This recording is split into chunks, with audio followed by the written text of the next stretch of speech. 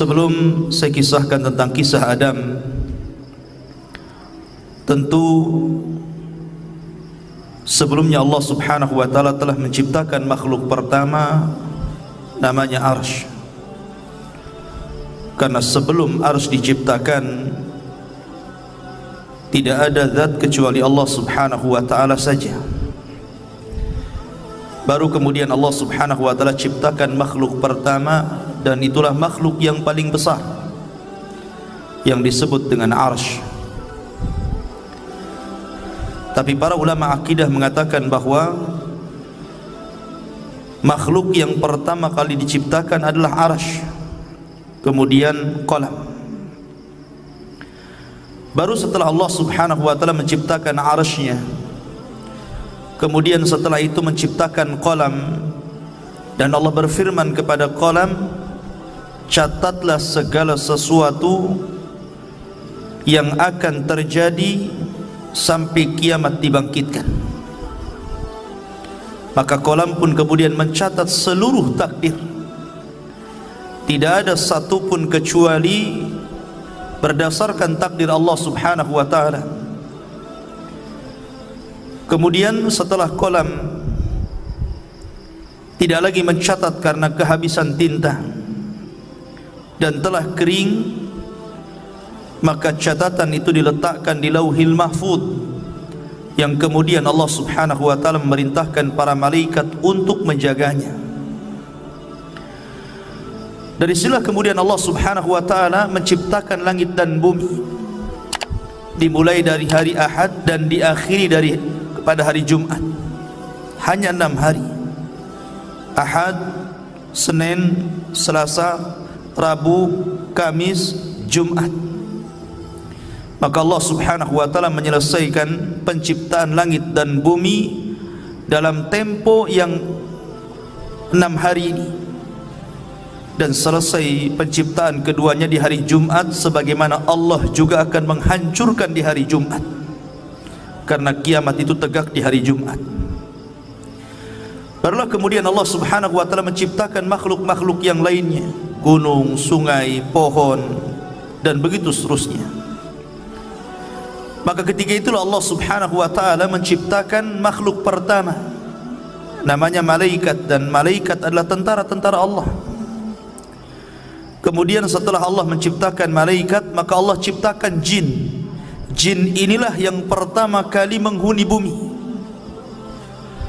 Akan tetapi karena jin ini memang disifatkan Allah Subhanahu wa taala lebih banyak yang rusak dibandingkan yang baik, maka terjadilah kerusakan di permukaan bumi. Sesama jin ini saling bunuh-membunuh, menumpahkan darah, merusak bumi. Akhirnya kemudian Allah Subhanahu wa taala pilih dari mereka yang paling saleh.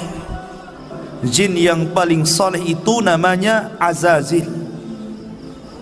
Maka kemudian Azazil inilah yang kemudian diutus oleh Allah Subhanahu wa taala, kemudian dibekali dengan tentara malaikat untuk memperbaharui jin-jin yang ada di permukaan bumi, sehingga jin-jin yang jahat itu ditangkap, kemudian dilemparkan ke beberapa tempat di permukaan bumi.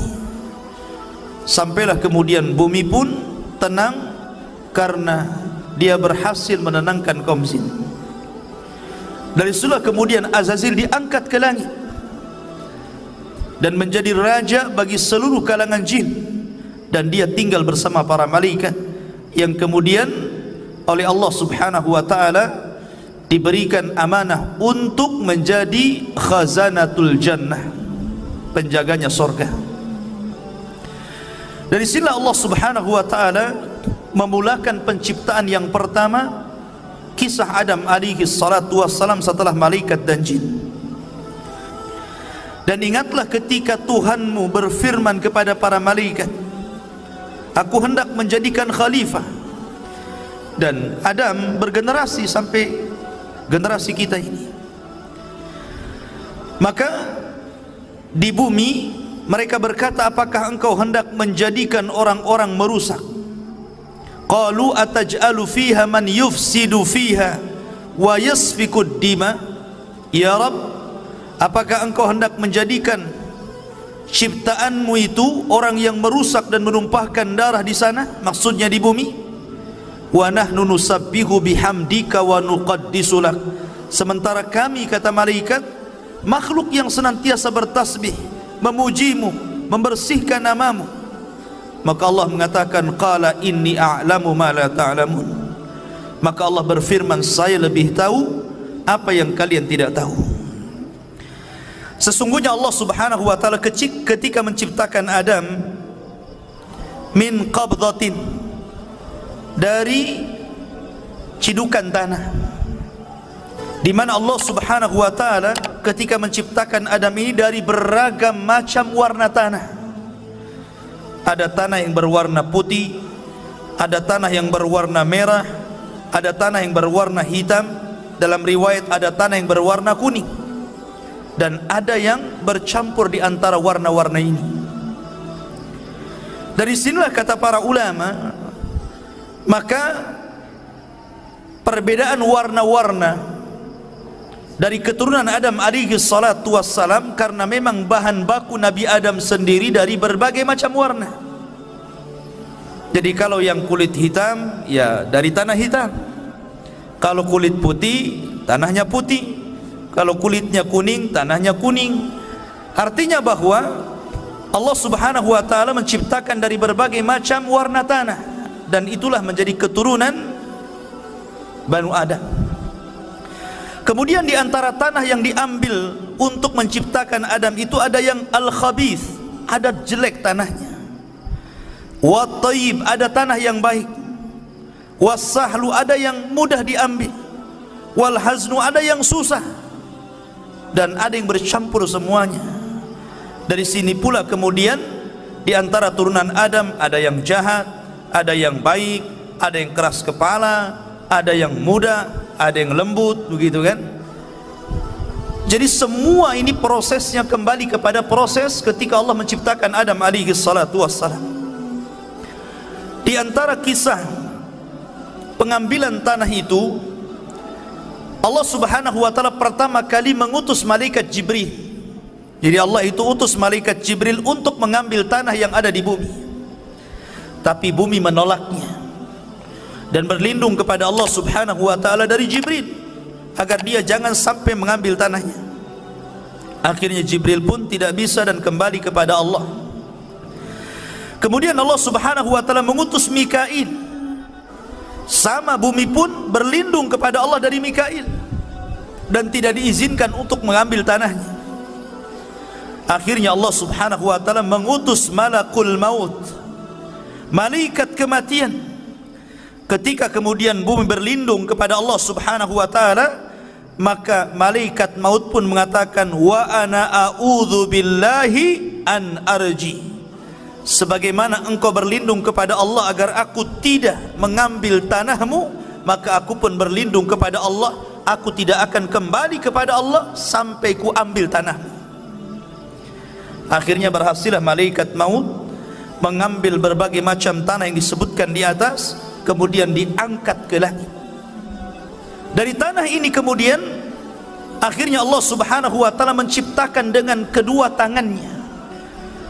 Dan ini ada hikmah kenapa Allah ciptakan Adam dengan tangannya, supaya iblis tidak bisa sombong di hadapan Adam, karena iblis tidak diciptakan dengan tangan Allah. Iblis itu diciptakan dari ujung nyala api. Maka kemudian ketika Allah subhanahu wa ta'ala menciptakan Adam, Allah mulai membentuk Adam alaihi salatu wassalam dengan sebaik-baik bentuk yang tidak sama dengan makhluk yang lainnya. Sesungguhnya Allah menciptakan manusia itu sebaik-baik bentuk. Lah ketika Allah subhanahu wa ta'ala mulai menciptakan Adam alaihi salatu wassalam, dibentuknya sedemikian rupa, maka Allah subhanahu wa ta'ala membiarkan Adam yang belum ada ruhnya itu. Ada yang mengatakan selama 40 tahun dibiarkan, artinya sampai betul-betul mengering.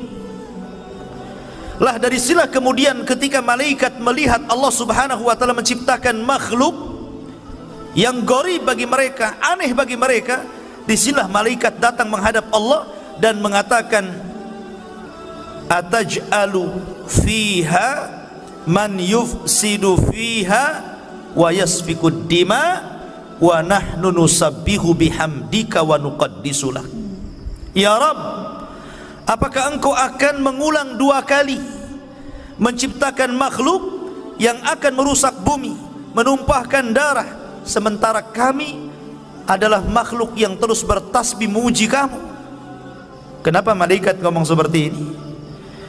Karena malaikat punya pengalaman dengan bangsa jin. Sebelum Adam diciptakan, Allah menciptakan jin, dan jin itulah yang merusak bumi, yang menumpahkan darah sesama mereka, sehingga malaikat kemudian mentertibkan mereka. Karena malaikat punya pengalaman dengan jin, makanya dia kemudian datang menghadap Allah dan bertanya, ya Rabb, apakah engkau akan menciptakan makhluk lagi yang akan merusak dan menumpahkan darah? Makanya Allah Subhanahu wa taala mengatakan, inni a'lamu ma la ta'lamun. Lah saya ini yang menciptakan lebih tahu dibandingkan engkau. Barulah kemudian malaikat paham, dari turunan Adam ini ada yang menjadi para nabi dan rasul, terkadang tingkatan mereka di atas para malaikat. Keluarlah para syuhada, keluarlah orang-orang saleh, keluarlah para siddiqun. Itulah kata-kata saya lebih paham dari apa yang kalian tidak tahu. Sementara iblis beda pula dia. Ketika Allah Subhanahu wa taala menciptakan Adam, baru berbentuk patung yang mengeras tadi, belum lagi ada ruh. Iblis ini bolak-balik, kemudian memegang-megang Adam, kadang masuk dari lubang telinga, keluar dari lubang hidung, masuk dari lubang hidung, keluar daripada lubang dubur. Begitulah dia masuk keluar.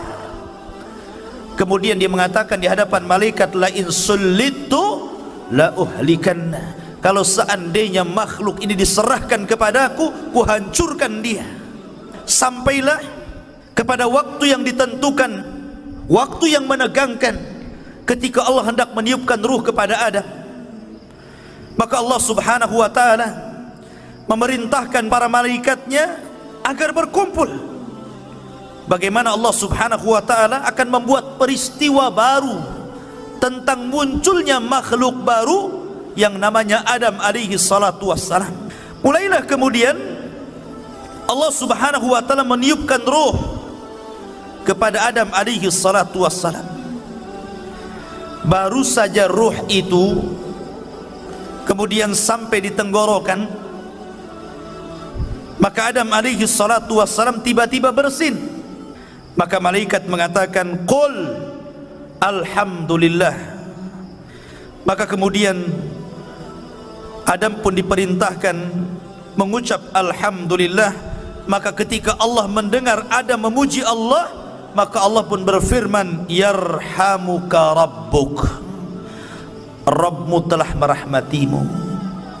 Ma'asyiral muslimin yang dirahmati Allah Subhanahu wa taala.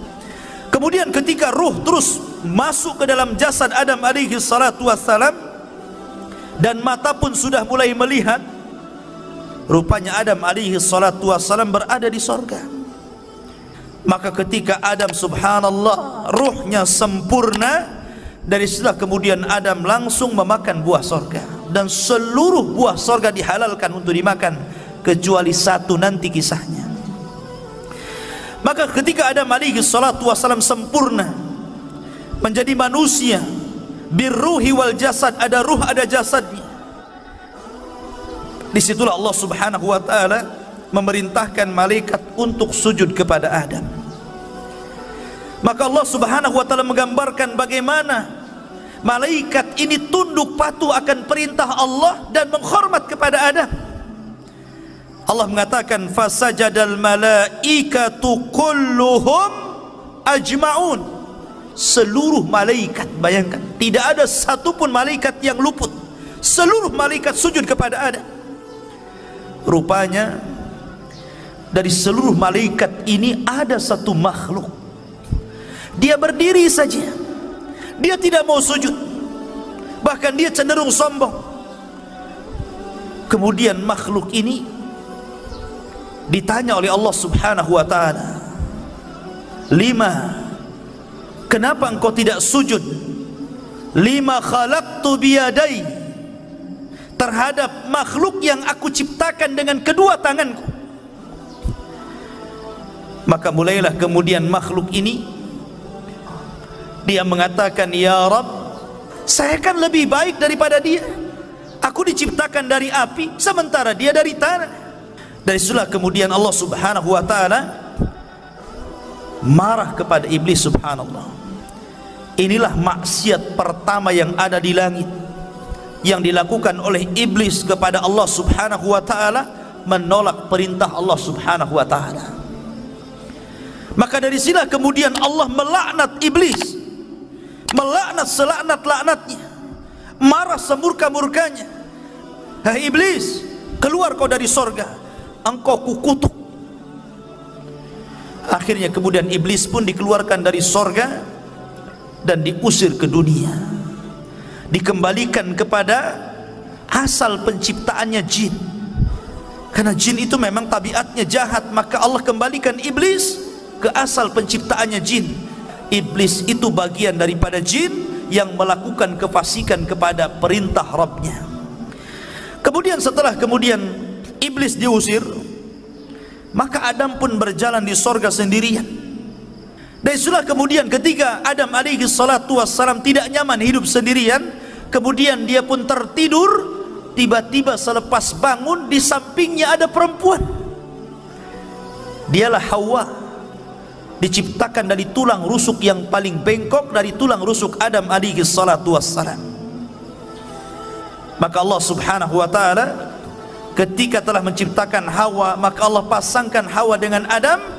Ketika itu Allah berfirman, uskun anta wa zaujukal jannah, masuklah wahai Adam, ajak istrimu ke dalam sorga, hiduplah di situ, makanlah sesukamu, tetapi wala taqraba hadhihi syajara, yang penting kau jangan dekat-dekat pohon ini saja.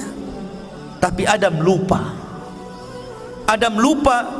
dengan perintah Allah agar jangan makan pohon itu.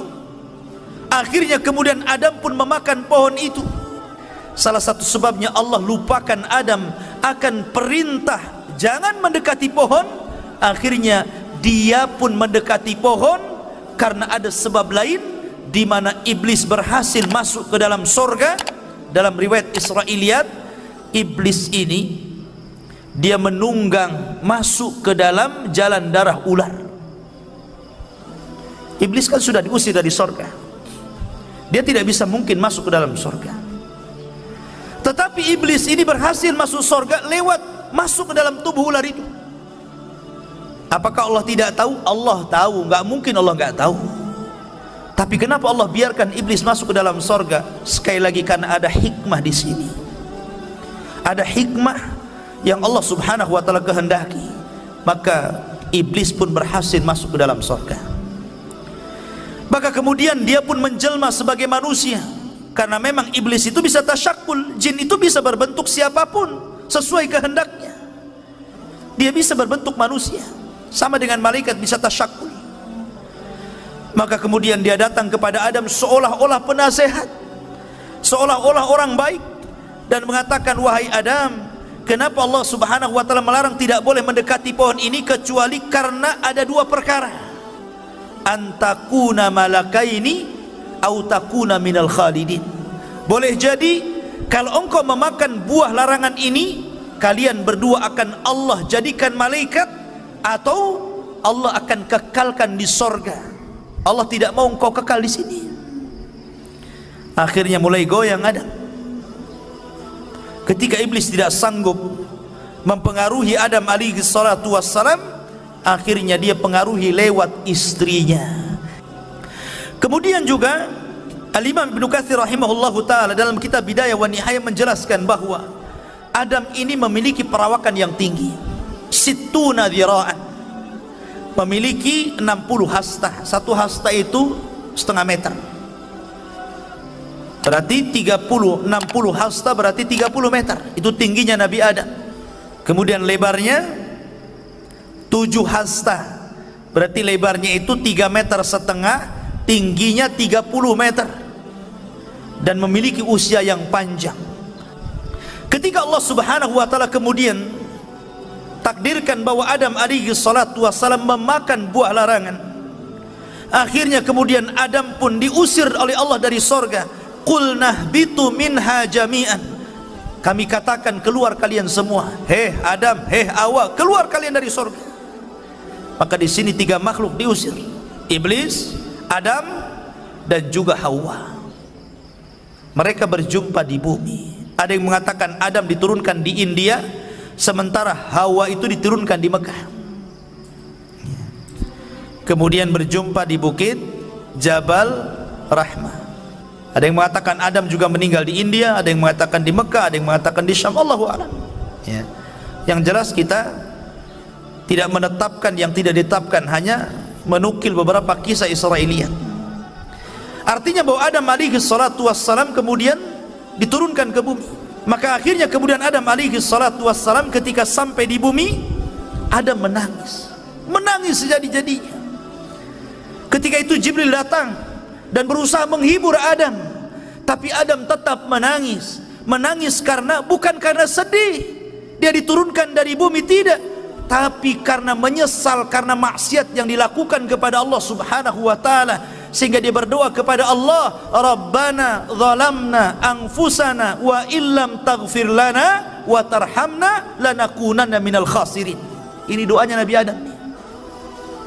Tapi lihat iblis, ketika diusir dari sorga, bukannya minta maaf, bukannya minta ampun kepada Allah, malah minta yang lain pula. Dia mengatakan, fa'angdirni ila yaumi yub'atsun, ya Rabb, tangguhkan aku sampai hari kau bangkitkan, maka tangguhkan usiaku sampai kiamat dibangkitkan. Akhirnya Allah tangguhkan iblis. Makanya iblis itu satu-satunya jin yang tidak akan pernah mati. Ketika Adam sudah di bumi, Hawa sudah di bumi, dan Allah pertemukan keduanya, akhirnya kemudian diilhamkan untuk menutup aurat keduanya. Maka disinilah permulaan permusuhan antara iblis dan Adam serta anak keturunannya.